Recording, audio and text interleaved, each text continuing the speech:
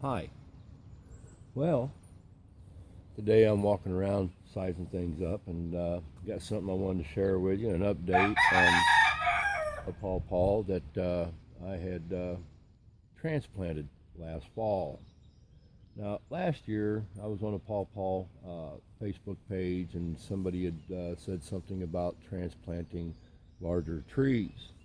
And that prompted me to transplant this one particular tree.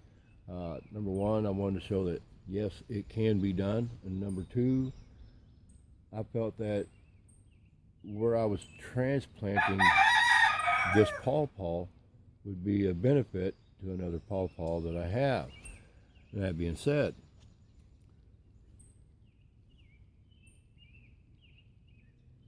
this tree right here, and as you can see, not only did the transplant take place last year, it made it in through the winter, and it's living today. Now, the leaves are a little bit behind what they should be right now. The other ones I have over there in the driveway, next to the driveway that is, the leaves are much more produced than what this one is. And I come to find that to be true with the other one that's behind me.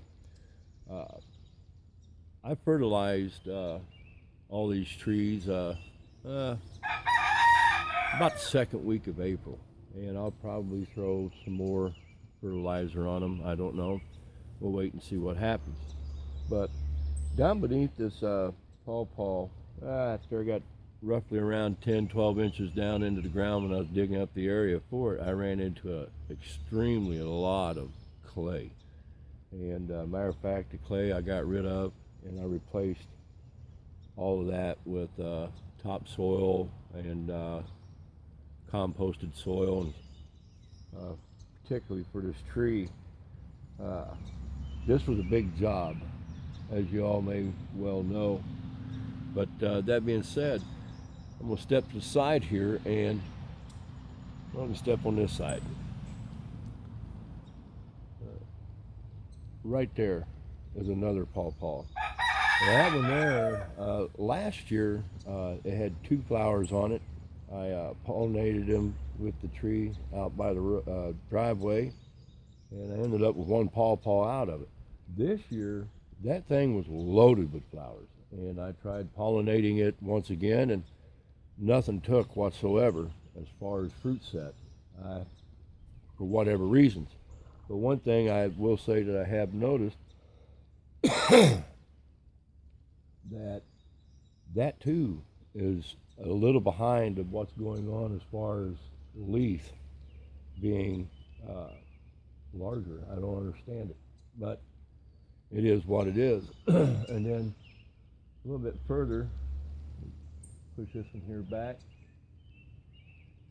In that little cage, there's another pawpaw. I planted 4 pawpaws over in this area, and then the one that's right there. Now, what I have going on here, this one right here was a transplant. That one right there was a potted pawpaw that I planted probably about 4, maybe 5 years ago. The one back there, the smaller one that I showed you back behind it, was a transplant from a Amish tree grower. And the one over there that I showed you was the one that the deer had defoliated. That was a root-cutted pawpaw. It was a sucker that came up from the root. I cut it off, and had a family member who grows a lot of pawpaws suggested that that pawpaw was more than big enough to handle the sun. So I stuck it out here, and it too lived. Stuck it out here last year, just prior to the first day of summer. So it's been a year. Like I said, it's been defoliated by deer, which first time I ever had that happen from a deer. And now all that growth has came back. I put the fence around it to protect it from any more browsing from deer. But this is something I wanted to share, was an update of the larger one that I transplanted. I suspect that maybe next year I'll probably start seeing flower sets on that. It's big enough that it should start to show flower sets.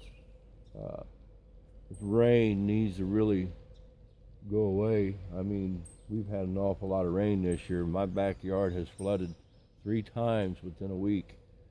It floods, it recedes pretty good, but man, I tell you what, there's been a lot of water this year, and maybe that's what's going on with the leaves on this right here as far as being a little bit behind. I mean, yeah, they like water, but maybe a little bit too much water. I don't know. But because the one back there, the leaves are not as dark as they normally are. Well, that's about all I have to share for right now. We'll mosey on and take a look at the pawpaw out here and see how the fruits are looking on it. My name's Jim. If you like what you see, subscribe. And don't forget to click on that bell. Y'all have a God bless day.